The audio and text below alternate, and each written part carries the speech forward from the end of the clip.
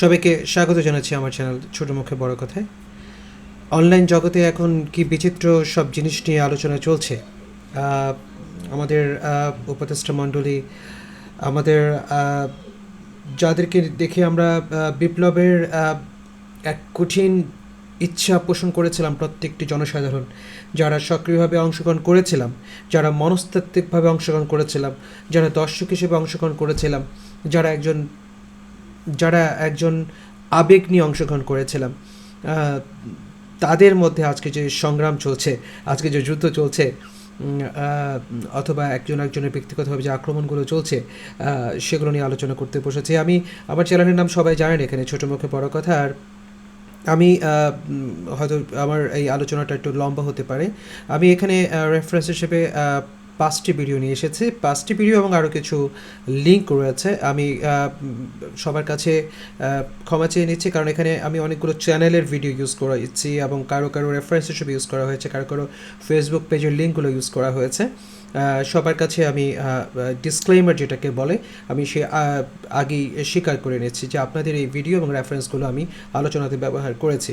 প্রথমে নব্য এক্সপ্রেসের নামে এটি অবশ্য অনেকেই শেয়ার করেছেন, জনাব আমাদের মাননীয় আইন উপদেষ্টা, যিনি তারই পুরনো বক্তব্যটি, যেমন কোনোদিন কোনো মন্ত্রণালয় বা কোনো দেশ পরিচালনার দায়িত্ব উনি যখন কখনো ক্ষমতা পান তখন কি করবেন, মনে হয় এরকম একটা প্রশ্নে উনি এরকম একটা বক্তব্য দিয়েছিলেন কোনো একটা সময়। কোনো দেশ পরিচালনার দায়িত্ব পেতাম, আমি জানি না আমি চেঞ্জ হবো নাকি ভবিষ্যতে, বা তুমি যদি পেতাম, জীবন দিয়ে কাজ করতাম খালি মানুষের হৃদয় জয় করার জন্য। মানুষের হৃদয় জয় করা মানে আল্লাহর হৃদয় জয় করা। তারপরে সভাপতি ইলিয়াস হোসেনের যে বক্তব্যটি চলে এসছে, এবং যেই একই বিষয়টা নিয়ে আমি আসলে মূলত আলোচনা করতে বসেছি, নব্য এক্সপ্রেস যা করেছেন। এই ভিডিওটি কয়েকদিন আগে যেমন ইলিয়াস হোসেন তার যে বিডিআর হত্যাকাণ্ড নিয়ে কোনো কমিশন হচ্ছে না, আমি জানলাম কিভাবে। এই ভিডিওগুলো আমরা সবাই দেখেছি যে ইলিয়াস হোসেন ভাই অথবা আসিফ নজরুল স্যার অথবা এখানে যারা বিভিন্ন চ্যানেলে যেভাবে বিভিন্ন খবরগুলো এসছে, বাংলা ইনফোটিউবে শাহেদ আলম ভাই যেভাবে খবরগুলো বলেছেন, আমি আজকে পুঙ্খানুপুঙ্খভাবে কিছু আলোচনাতে সরাসরি বলবো। আমার কাছে যেটা মনে হয়েছে এক পর্যায়ে গিয়ে, যে ইলিয়াস হোসেন ভাই অনেকটা আবেগ নির্ভর তথ্যগুলো যা আমরা পাই তার সাথে কিছু আবেগ মেশানো থাকে সবচেয়ে বেশি। আরেকটি দৃষ্টিকটু জিনিস রয়েছে, যে কিছু নোংরা ভাষার ব্যবহার উনি করেছেন, যেগুলো উচিত না। এটা একেবারেই সত্যি উচিত না। কারণ হচ্ছে স্টেক হোল্ডার এই কথাটা যখন আসে, পুরো সংগ্রামের সময় প্রতিটি জনসাধারণের স্টেক হোল্ডার ছিল। যদি প্রতি জনসাধারণের জনসমর্থন না থাকতো, তাহলে ইন্টারনেট বন্ধ করার প্রয়োজন পড়তো না, কারণ সবাই কম বেশি ক্ষতিগ্রস্ত, সবাই কম বেশি রেফারেন্স। আর সবচেয়ে বড় কথা হচ্ছে, এই ক্ষতিগ্রস্ত না হলে, মানুষের এই জনসমর্থন না থাকলে এত বড় একটা আন্দোলন কখনো সফল হতো না। তো আজ এই প্রশ্নগুলো যখন আসে, যে স্টেক হোল্ডার অথবা কে কী পেয়েছি কে কী পায়নি, এই প্রশ্নগুলো থেকে বোধহয় আমাদের দূরে থাকাটাই উচিত। যাই হোক, আমি মূল আলোচনাতে ফিরে যাই। আলোচনাগুলো যেভাবে হয়েছে, হানি ট্র্যাপ, যেভাবে শাহেদ আলম ভাই, আমি ভাই বলে সম্বোধন করছি, আমাকে ক্ষমা করবেন, আমি কাউকে ব্যক্তিগতভাবে চিনি না, এবং আমি খুব সাধারণ একজন জনসাধারণ হয়ে এই আলোচনাগুলো ভিডিওগুলো করতে বসেছে, যার জন্যই আমার চ্যানেলটার নাম হচ্ছে ছোট মুখে বড় কথা। উবারম্যান, তার সাথে আমার দ্বন্দ্বটা কোথায়, এটি নিয়ে অনেক মানুষ প্রশ্ন তুলেছেন, নানান রকম কথা বলছেন। আমি আজকের এই ভিডিওতে ব্যাখ্যা দিব হানি ট্র্যাপড উবারম্যানের যারা দর্শক আছেন তাদের বিষয়ে না, আমি ব্যাখ্যা দিব আমার যারা দর্শক আছেন, যারা আমার সদস্য। এই ব্যাখ্যাটা খুব প্রয়োজনীয় ছিল, কারণ যখনই আমরা দেশের বাইরে থাকি, আমরা দেশের সম্বন্ধে কিছু খবর পাই, যে খবরগুলো হচ্ছে কিছুটা গুজব মেশানো, কিছুটা নিরেট, কিছুটা ফিল্টারিং হয়তো ওনারা করেন। তো কিছু সময় আবেগ নির্ভর হয়ে যায় অনেকেই। আর শাহেদ আলম ভাইয়ের আমি অনেক পুরনো দর্শক, আমি যা দেখেছি যে উনি আবেগের বাইরে থেকে অনেক সময় অনেক কিছু করার চেষ্টা করেন। এখানে এই সুযোগেই অনেকটা বিতর্ক তাকেও কিছুটা গ্রাস করেছে। আবেগকে নিয়ে যখন আমরা আগাই তখন কিছুটা সুফল যেমন পাওয়া যায়, আবেগ ছাড়া যখন আগাই অথবা খুব ভদ্রভাবে খুব নিরেটভাবে যখন কোনো খবর আমরা উপস্থাপন করি তখন যে বিতর্কগুলো আগায় আমরা দেখবো। আমার আলোচনা যদি লম্বা হয়ে যায় হয়তো আমি 2 পর্বে যাব, আর যদি এটা 20 মিনিটের মধ্যে শেষ হয়ে যায় তাহলে আমি চেষ্টা করব যে এটা 1 পর্বে শেষ করে দেওয়ার জন্য। আমি আলোচনাতে আবার ফিরে যাচ্ছি। আমার বিশ্লেষণ শুনেন, নিশ্চয়ই তারা কষ্ট পাচ্ছেন এবং তাদেরও প্রশ্ন যে আমি কেন এই লেভেলে এসে তর্ক বিতর্কে জড়িয়ে গিয়ে। এটা খুবই সত্যি, এটা কষ্ট পাওয়ার মতনই একটা ব্যাপার। যখন গতকালকে আমি ইলিয়াস ভাইয়ের ভিডিওগুলো দেখছিলাম, সাংঘাতিকভাবে মর্মাহত করছিল। কিছু কিছু হতে পারে উনি নোংরাভাবে হয়তো উপস্থাপন করেছেন, হয়তো এটাকে আরও সুন্দরভাবে উপস্থাপন করা যেত, কিন্তু কারো ব্যক্তিগত তথ্য অনলাইনে চলে আসুক এবং এইভাবে আসুক তা আসলে আমরা কেউই চাই না এবং এটা প্রত্যাশিত না কখনই। হয়তো কোনো একটা উপমা দিতে গিয়ে, কোনো একটা কাহিনীর শেকড় বোঝাতে গিয়ে উনি হয়তো বাধ্য হয়েছেন, আমি তাই ধরে নিচ্ছি, কিন্তু আসলেই কারো ব্যক্তিগত জীবনে পঙ্কিলতা নেই। যেমন আপনিও আপনার এই ভিডিওতে ইলিয়াস ভাইয়ের ব্যক্তিগত জীবনের কিছু তথ্য তুলে নিয়ে এসেছেন। এই কাদা ছোড়াছুড়ি আপনাদের কাছ থেকে যা গত 15 বছর 17 বছর অথবা স্বাধীনতার গত 52 বছর ধরে দেখে এসেছি, সে একই চর্চা যদি আবার আমাদের মধ্যেই হয়,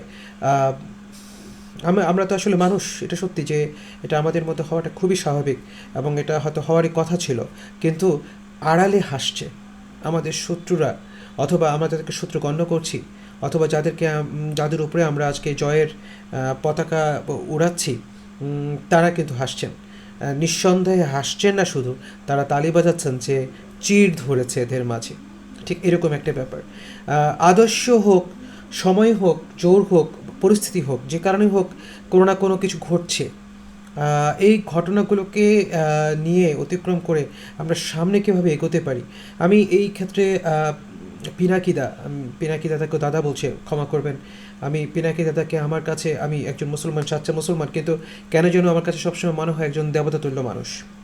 তার প্রতিটি আলোচনা, যেহেতু তাকে নিয়েও বিতর্ক কীভাবে এসছে আমি এই ভিডিওতে দেখাবো, যে এবং এগুলো দেখেও কিন্তু চুপ আছি। আমি গত 3-4 মাস আগে ব্যক্তিগতভাবে একবার চিন্তা করেছিলাম যে আমি তার ভিডিও এত দেখি, এত নিজেকে সাজাই, তার তথ্যগুলো নিয়ে এত নিজেকে সমৃদ্ধ করি, কিন্তু তাকে নিয়ে বিতর্কগুলো এভাবে আসছে এবং এত নোংরাভাবে এসছে, দেখে খুব কষ্ট লেগেছিল আমার কাছে। যাক, আমি আবার আলোচনাতে ফিরে যাই। এই তর্ক বিতর্ক এবং দ্বন্দ্বটা ব্যক্তি কেন্দ্রিক নয়, এটি আদর্শিক দ্বন্দ্ব। সেই আদর্শিক দ্বন্দ্বটা একটু পরিষ্কার করার জন্যই আপনাদের সামনে আসা, এবং আমি মনে করি যে আজকের এই ভিডিওর পরে এই বিষয় নিয়ে আমার কথা বলার প্রয়োজন হবে না, আশা করি। আপনারা দুজন স্ট্রেসে রয়েছেন, দুজন কাদা ছোড়াছুড়ি করলে বোধহয় ভালো হতো। এটা এত দূরে না আসে। অনেক প্রশ্ন আসবে, কিন্তু যারা পাবলিকলি কথা বলে তাদের নিয়ে প্রশ্ন থাকবেই। প্রত্যেকটা প্রশ্ন আসলেই প্রশ্নের উত্তর দিতে হবে এমনটা না, সেটা করতে গেলে অনেক জরুরি কাজ থেমে যায়।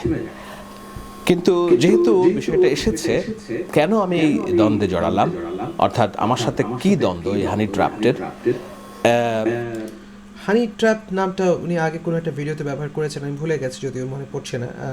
যা হোক, সেটি হানি ট্র্যাপ বলার কারণটা কি সেটা অবশ্যই আমি জানি না, এটা ব্যাখ্যা দিলে ভালো হতো আসলে। একটু ব্যাখ্যা দেওয়া জরুরি, এবং সেই যে মিথ্যাচারগুলো করেছে সেটিও পাবলিকলি একটু বলা জরুরি, না হলে কিছু মানুষ হয়তো বিশ্বাস করতেই থাকবে যে না। হানি ট্র্যাপ বলছি কি কারণে, দেখুন, শুরুতে আমি পরিষ্কার করেছি, সে পাবলিক সিম্প্যাথি নেওয়ার চেষ্টা করেছে যে সে উবার চালক বলে আমি তাকে অপমান করেছি। না, আমার নিজের উবার লাইসেন্স আছে। যদি কোনোদিন অর্থনৈতিক পরিস্থিতি খারাপ হয় হয়তো আমিও রাস্তায় নামব, সবার সাথেই দেখা হবে। হাজার হাজার, নিউ ইয়র্ক শহরে অন্তত 6 থেকে 8 হাজার বাংলাদেশি ভাই বোন উবার চালায়। তারা আমার প্রাণের ভাই, আপন ভাই। আমার নিজের এক ভাই, তিনি উবার চালান, সত্য ঘটনা। সুতরাং আমার উবার চালানো নিয়ে কোনো নেতিবাচক ধারণা নেই, বলেছি আমি নিজেই চালাবো যদি কোনোদিন সময় লাগে, কিংবা আমি সময় কাটানোর জন্য হইলেও হয়তো আমি চালাবো, এটা আমি প্ল্যান করেছি। আমি বিতর্ক থেকে বের হওয়ার জন্য আপনি সেটা উবার চালিয়ে দেখাতেও পারেন, সমস্যা নেই।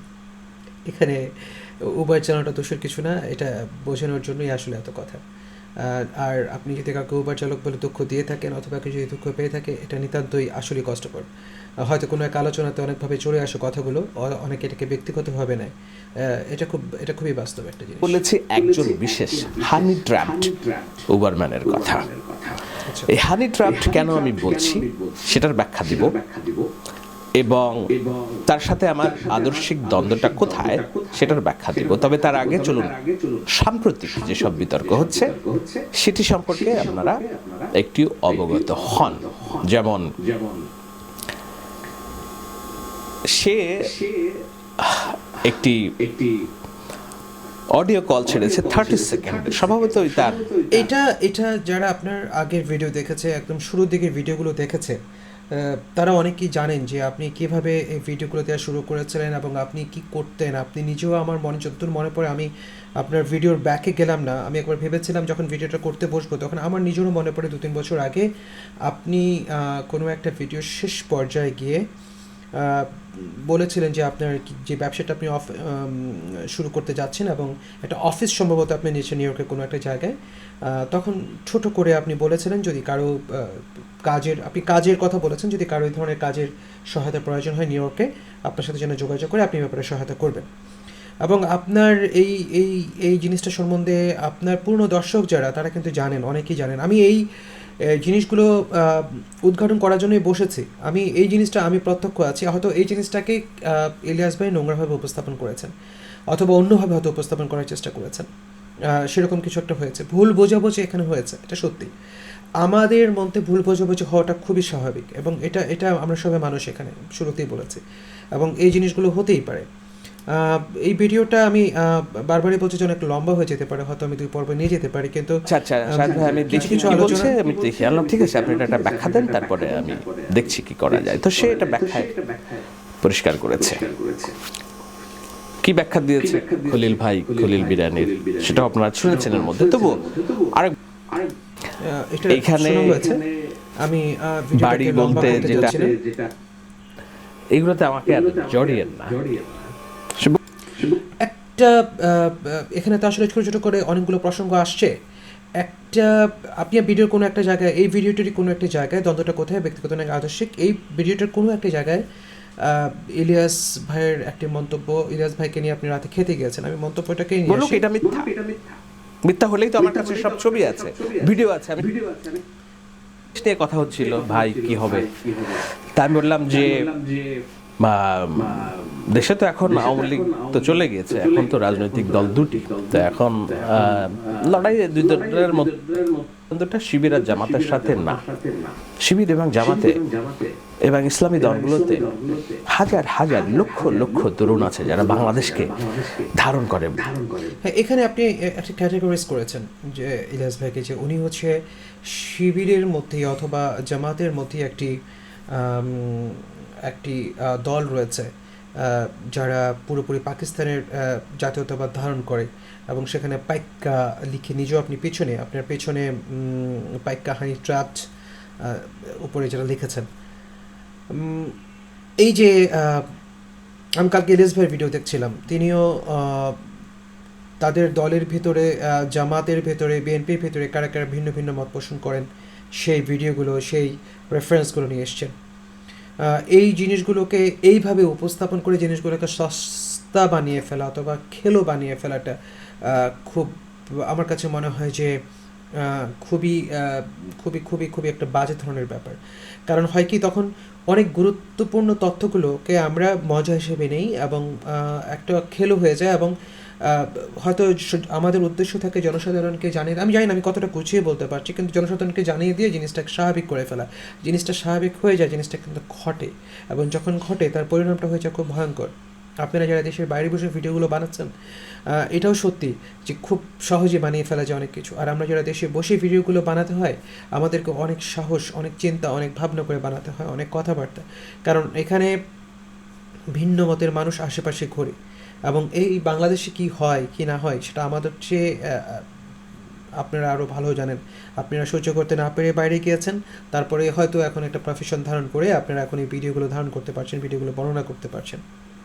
দেশের একটা বিশাল পরিবর্তনের মাঝে আপনারা এখন অনেকটা আসতে যেতে পারছেন, স্বাধীনভাবে কথাগুলো বলতে পারছেন, কিন্তু দেশে থেকে যখন করতে হয় তখন এই জিনিসগুলো খুব কঠিন হয়ে যায় এবং একরকম নিরাপত্তাহীনতায় আমরা সবাই ভুগি।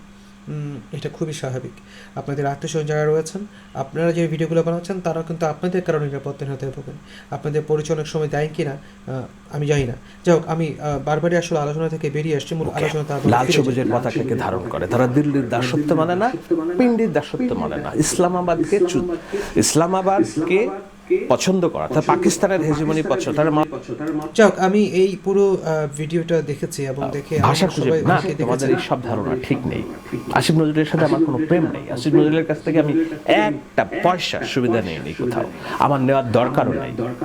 আমার বাংলাদেশ নিয়ে স্বপ্ন আছে, আমি তরুণদের উন্নয়নে কাজ।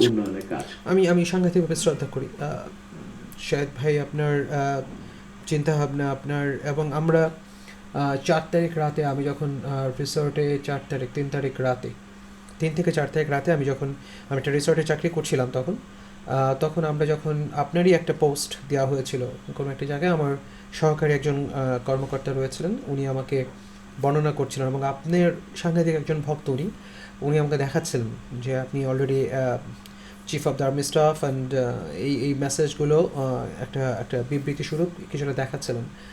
আমি বলেছি যে হ্যাঁ, আমি আপনার পুরনো অনেক ভিডিও দেখা হচ্ছে, মধ্যখানে অল্প কিছুদিন আপনার ভিডিও থেকে আমি দূরে সরে গিয়েছিলাম। আসলে এই 15 বছরে আমরা মাঝে মাঝে ক্লান্ত হয়ে গিয়েছি এবং ক্লান্ত হয়ে অনেক সময় ভিডিওগুলো দেখা বন্ধ করে দিয়েছি, কারণ আমরা ধরে নিয়েছিলাম যে এই শাসন শোষণের জীবন থেকে বোধহয় আর আমাদের মুক্তি নেই। শাসন শোষণের জীবন কেন অপশাসন বলছি না, কারণ অপশাসন বলে আসলে কিছু এখনও দেখতে পাই না, আর বুঝি না, আর অনুভূতিটা নষ্ট হয়ে গেছে।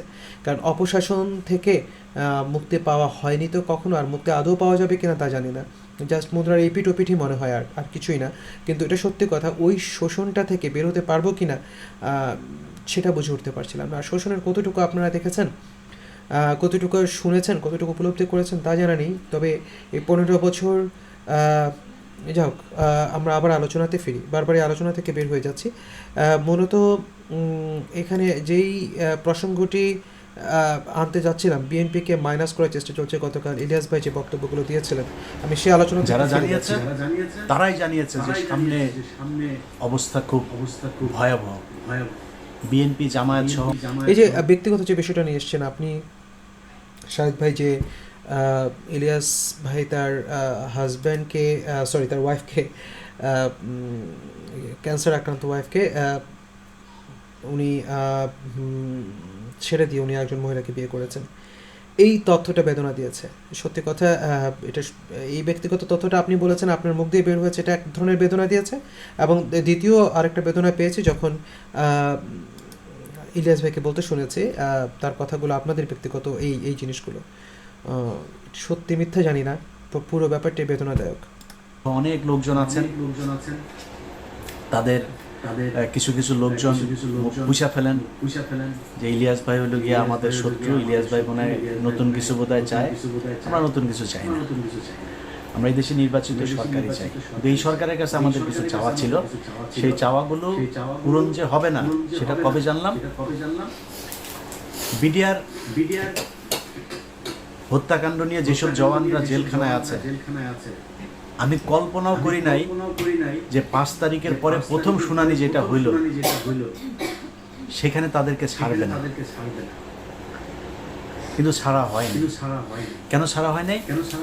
এটা আমাকে প্রচন্ড রকমের অবাক করেছে। তারপর থেকে কিন্তু আমি এই আসিফ নজরুলদের এটা রীতিমতো দুঃখ করা শুরু করেছে। কারণ কি, যদিও আমি আজকে পত্রিকায় কথা দেখেছি যে বিডিআর এর এই যে নতুন বোধহয় একটি কমিশন গঠনের প্রচেষ্টা চলছে।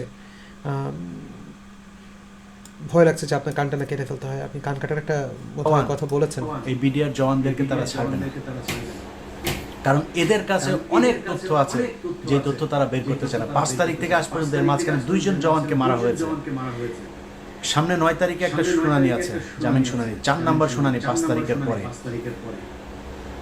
3টা শুনানির ভেতরে যে ছাত্র নেতারা আছেন, সমন্বয়করা, তাদেরকেও আমি বলেছি যে ওদের শুনানির দিন যাবেন। সব শেষ শুনানিতেও তাদেরকে খুব অনুরোধ করেছিলাম যাবেন, কেউ যায় নাই। কোনো মিডিয়াও যায় না তাদেরকে না করে দেওয়া হয় এইসব বেশি আলোচনায় না আনতে। আচ্ছা 9 তারিখে আরেকটা আছে, আমি প্রথম যেদিন দেখলাম যে এরা কেউ যায় না, সব শেষ ইয়েতে তাদেরকে অনুরোধ করলাম, আসনাদ সহ সবাইকে অনুরোধ করলাম যে ভাই একটু যাই। আমার ভিডিওটি অলমোস্ট 20 মিনিট হয়ে গেছে। আমি আশা করি যে আমি দ্বিতীয় পর্বে আবার এই আলোচনাতে ফিরে আসছি। ধন্যবাদ সবাইকে, দেখা হবে পরবর্তী ভিডিওতে।